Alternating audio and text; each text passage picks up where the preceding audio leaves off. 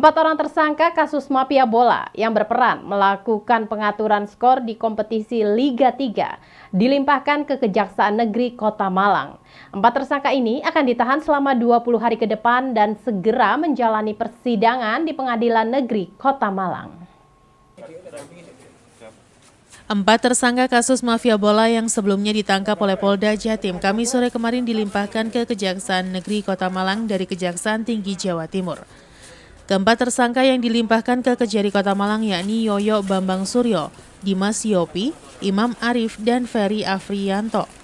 Mereka langsung menjalani pemeriksaan di Kejaksaan Negeri Kota Malang. Keempat tersangka ini berperan sebagai pengatur skor di kompetisi Liga 3. Dalam melakukan aksinya, mereka menghubungi masing-masing tim di Liga 3 yang akan bertanding untuk diajak kalah pada tim lawan. Keempat tersangka ini merupakan orang suruhan dari seseorang berinisial HR, dalang dari pengaturan skor di Liga 3 yang saat ini masih menjadi buron.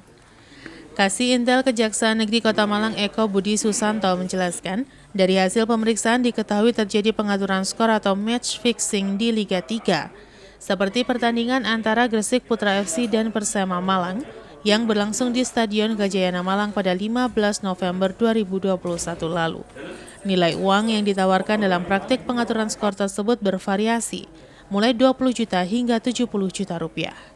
Sementara setelah menjalani pemeriksaan di Kejaksaan Negeri Malang, mereka langsung ditahan selama 20 hari ke depan dan dititipkan di Lapas Lowaru. Keempat tersangka dan barang bukti sendiri telah dilimpahkan ke Jaksa Penuntut Umum, sehingga kasus ini segera dilimpahkan ke pengadilan untuk dilakukan persidangan. Ada 4 tersangka, yaitu tersangka pertama YY, umur 51 tahun, tersangka 2 DM, umur 33 tahun, tersangka 3 IM, umur 32 tahun, dan tersangka 4 FR, umur 47 tahun. Adapun kasus posisinya, yaitu pada bulan November tahun 2022, pada tanggal 12 November, TSK DM ini menghubungi salah satu bendahara dari salah satu klub bola yaitu Gresik FC dan menjanjikan akan memberikan sejumlah uang untuk agar Gresik FC mengalah. Selanjutnya pada tanggal 15 November Dimas menghubungi lagi. Dimas dihubungi oleh saudara HR yaitu DPO-nya. Saudara HR menghubungi Dimas agar di dalam pertandingan antara Gresik Putra dengan Persema untuk Gresik Putra agar mengalah lagi. Simon Alfredo melaporkan. Menjelang operasi Ketupat Semeru 2022, Polresta Malang Kota menyiapkan 900 personil gabungan untuk pengamanan selama mudik lebaran tahun 2022. Apel gelar pasukan dilakukan di halaman Balai Kota Malang.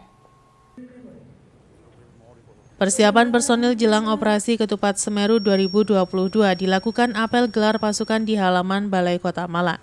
Apel gelar pasukan yang dipimpin oleh Wakil Wali Kota Malang Sofyan Edi Jarwoko diikuti oleh 900 personil gabungan dari TNI, Polri, Satpol PP, Dishub, PMI, dan relawan.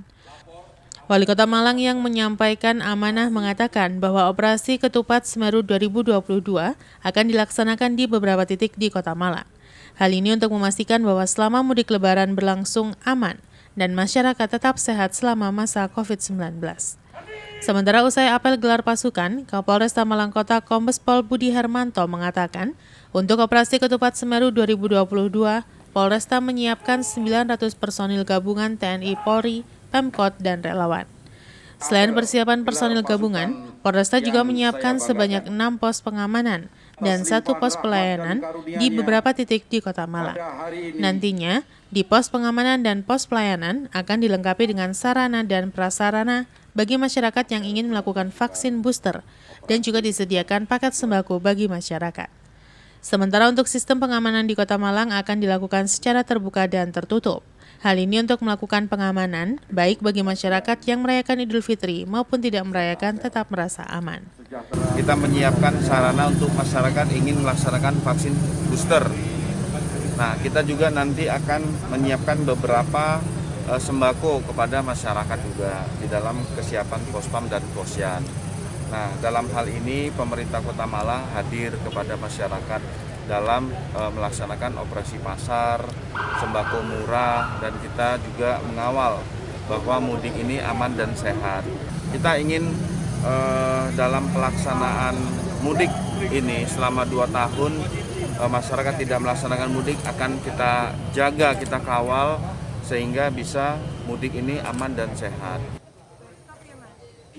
Siman Alfredo melaporkan.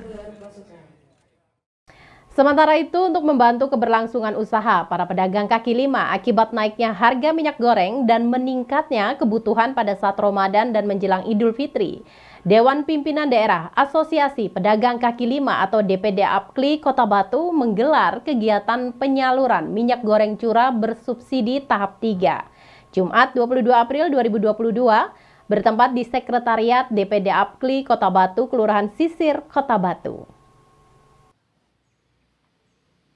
Pendistribusian minyak goreng curah ini mengacu pada Permendak nomor 11 tahun 2022 dengan harga eceran tertinggi atau HET Rp15.500 per kilogramnya. Pendistribusian minyak goreng curah tahap 3 oleh DPD Asosiasi Pedagang Kaki Lima Indonesia atau APKLI ini berbeda dengan sebelumnya, karena untuk tahap ini hanya diwakilkan oleh para ketua paguyuban yang datang untuk menghindari kerumunan massa.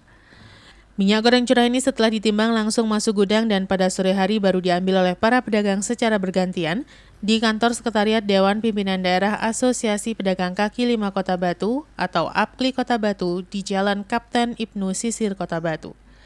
Pada tahap ketiga ini sebanyak kurang lebih 12 ton minyak goreng curah didistribusikan kepada 241 pedagang kaki lima dari 8 paguyuban di Kota Batu.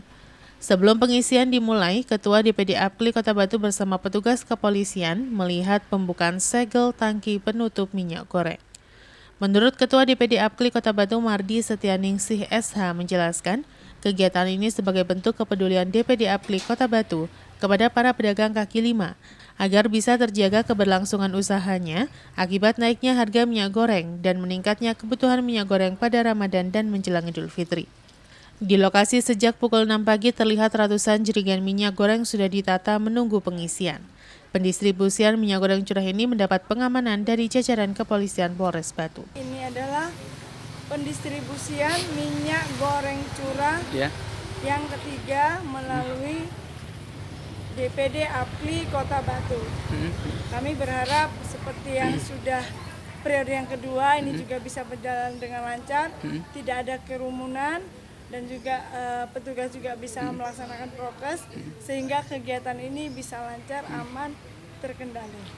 Kita maksimalkan saat ini adalah tetap 12 ton untuk 241 orang anggota yang terdiri dari 8 paguyuban. Ini kebutuhan para anggota masih tetap aja Bu ya, tinggi ya untuk kita mengetahui bahwa saat ini minyak goreng curah menjadi primadona bagi pengusaha khususnya PKL di Kota Batu. Sehingga kita mengupayakan bagaimana pelaku usaha ini tetap melaksanakan produksi untuk kebutuhan Idul Fitri yang tinggal beberapa hari lagi. Nah, kalau kemarin kita maksimalkan satu orang anggota itu 50 kilo, saat ini kita maksimalkan 10 kg untuk setiap anggota dengan harga yang kita tetap sama. Jadi HET, harga eceran tertinggi yaitu 15.500 per kilo. Maksimal berapa kilo sekarang? 100 kg. 100. Untuk keterlanjutan dari sinergi kita dengan Diskoperinda Kota Batu, kami berharap pelaku usaha khususnya adalah PKL yang menjadi atau yang sudah bergabung di APKLI Kota Batu bisa memaksimalkan produksi mereka sehingga usaha mereka bisa berkelanjutan setelah baik itu sebelum Lebaran ataupun setelah Lebaran nanti sehingga apa yang dikatakan perekonomian tidak terhambat. Iwan Dikmawan melaporkan. Terima kasih pemirsa, Anda masih siap bersama kami dalam Info 7 Malang Raya. Momen Lebaran dimanfaatkan oleh sejumlah warga untuk mencari rejeki. Seperti yang dilakukan oleh sejumlah pedagang buah di Pasar Besar Kota Malang. Mereka memanfaatkan momen Lebaran dengan beralih menjadi pedagang kue kering. Sehari mereka bisa meraup omset hingga ratusan ribu rupiah. Inilah belasan pedagang buah di depan Pasar Besar Kota Malang yang mendadak menjadi pedagang aneka kue kering dan jajanan untuk Hari Raya Idul Fitri. Mereka memanfaatkan momen Lebaran untuk berjualan kue kering. Pasalnya, jelang peringatan Hari Raya Idul Fitri, permintaan aneka kue kering dan aneka jajanan untuk Lebaran ramai diburu masyarakat.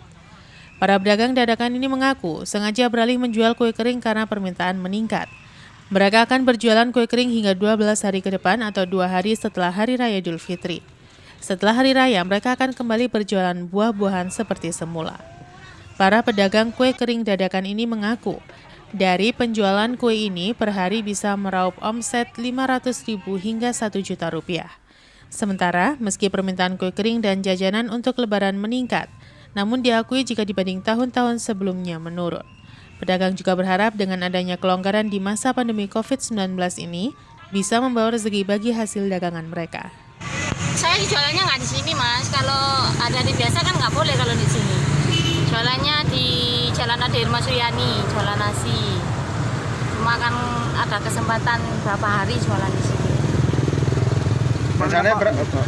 Rencananya berapa hari Mbak jualan jajan di sini? Ya sampai malam takbir lah, Mas, sampai takbiran. Ya, Mbak, alasan kenapa memilih jualan jajan? Sudah tiap tahun dari dulu memang kalau mau Lebaran jualan kue. Sudah tiap tahun dari dulu, dari ibu, dari saya masih kecil gitu. Jadi cuma meneruskan. Biasanya yang beli itu rame apa sepi Mbak? Enggak, sepi. Ya biasanya rame kalau sudah malam 21 gitu biasanya rame. Cuma sekarang kan kendalanya hujan. Oh, biasanya mendekati Lebaran Mbak ya? Simon Alfredo melaporkan.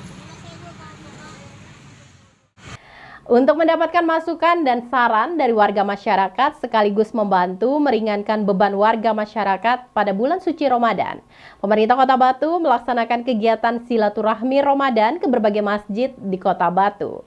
Pada kegiatan ini juga diserahkan santunan kepada anak yatim, warga duafa, takmir, dan marbot masjid.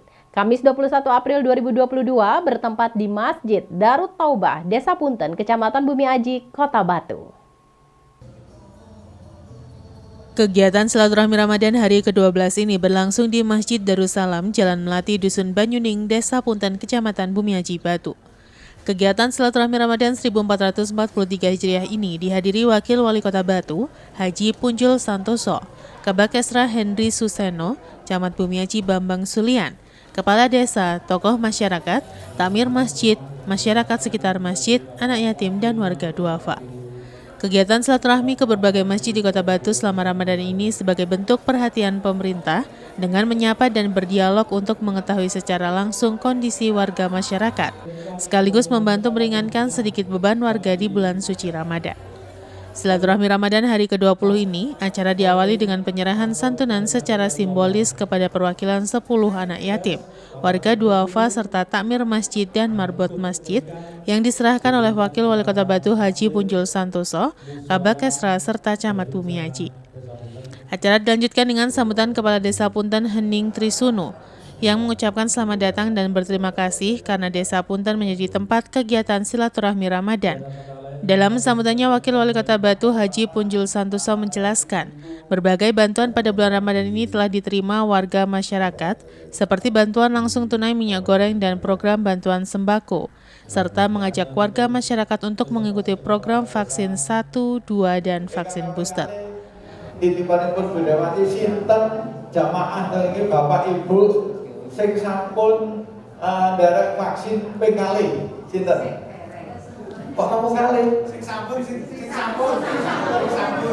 Nggih, terus ngeten jumlah tipe terus Ibu ingkang sinten ajeng sing tasik sepindah monggo mangke melalui Pak Kepala Desa, Pak Kasun, Pak RT, Pak RW, terutama ibu-ibu ingkang yuswanipun sampun di atas 60 nika wajib derek vaksin minimal ping kalih. Napa Pak Punjul kersane panjenengan sehat? Kegiatan silaturahmi Ramadan ini diakhiri dengan penyampaian tausiah oleh Kiai Haji Hashim Sirajuddin. Dalam tausiahnya menjelaskan yang dilakukan Nabi Muhammad SAW untuk mendekatkan diri kepada Allah, di antaranya tidak pernah menghina makanan dan tidak pernah membentak pembantu. Acara ditutup dengan pembacaan doa.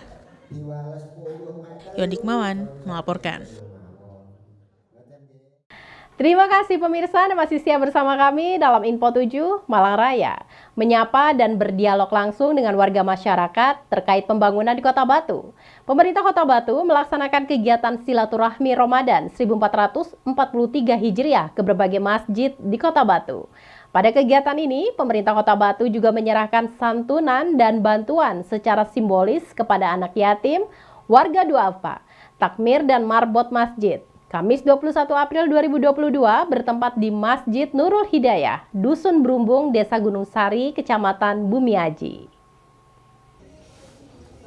Memasuki hari ke-20 Ramadan, kegiatan silaturahmi Ramadan 1443 Hijriah berlanjut ke Masjid Nurul Hidayah, Dusun Brumbung, Desa Gunung Sari, Kecamatan Bumiaji.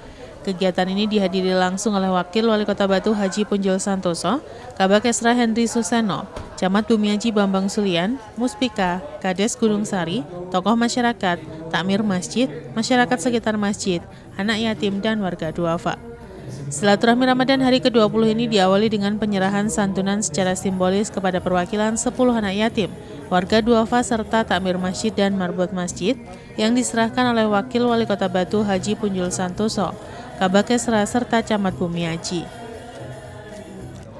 Acara dilanjutkan dengan sambutan selamat datang yang disampaikan oleh Ketua Takmir Masjid Nurul Hidayah, yang berterima kasih karena Masjid Nurul Hidayah dipercaya menjadi tempat kegiatan silaturahmi Ramadan dan berterima kasih juga atas berbagai bantuan yang telah diberikan oleh pemerintah Kota Batu. Sementara itu dalam sambutannya, Wakil Wali Kota Batu Haji Punjul Santoso berterima kasih atas dukungan warga masyarakat terhadap pembangunan di Kota Batu dan mengingatkan warga masyarakat untuk tetap menerapkan protokol kesehatan karena COVID-19 masih ada. Kegiatan silaturahmi Ramadan ini diakhiri dengan penyampaian tausiah Ramadan yang disampaikan oleh Ustadz Khairul Rozikin. Dalam tausiahnya mengajak kita semua untuk lebih bersyukur atas semua nikmat yang telah diberikan Allah SWT. Kondisi sekarang ini dengan berbagai kemudahan harusnya menjadikan kita lebih bersyukur, bukan malah sebaliknya yaitu kufur, dan beranggapan keberhasilan kita karena hasil kerja keras kita sendiri dan bukan karena Allah SWT. Acara diakhiri dengan pembacaan doa penutup. Desa Gunung Sari ini adalah salah satu desa penghasil bunga potong dan ini sudah seantero Indonesia ini dikirim ke sana kemari. Dalam rangka COVID-19 ini salah satunya yang terdampak adalah Desa Gunung Sari. Jadi yang biasanya bunga potong itu laku, sekarang sudah tidak laku. Tapi kalau pas laku, pas Valentine itu juga bagus. Oleh sebab itu tadi saya sampaikan kepada seluruh masyarakat yang kebetulan pada saat akibat dari COVID-19 salah satunya yaitu tidak bisa melanjutkan membayar BPJS yang mandiri. Oleh sebab itu saya sampaikan di kesempatan silaturahmi Ramadan ini untuk bisa menyampaikan manakala itu tidak bisa melanjutkan karena tunggakan yang 1 tahun atau 2 tahun bisa ke kepala desa untuk menyampaikan agar supaya diikutkan yang sudah dibayar oleh pemerintah daerah dengan harapan seperti yang disampaikan oleh Pak Ustadz tadi, siapa yang ingin sakit ya, tapi apa kalau menghendaki semacam itu kita sudah siap, jangan sampai apa yang terjadi di Kelurahan Sisir sakit membutuhkan ratusan juta kita tidak bisa membayar. Ini adalah salah satu upaya pemerintah daerah untuk mensejahterakan masyarakat melalui BPJS. Yon Hikmawan melaporkan.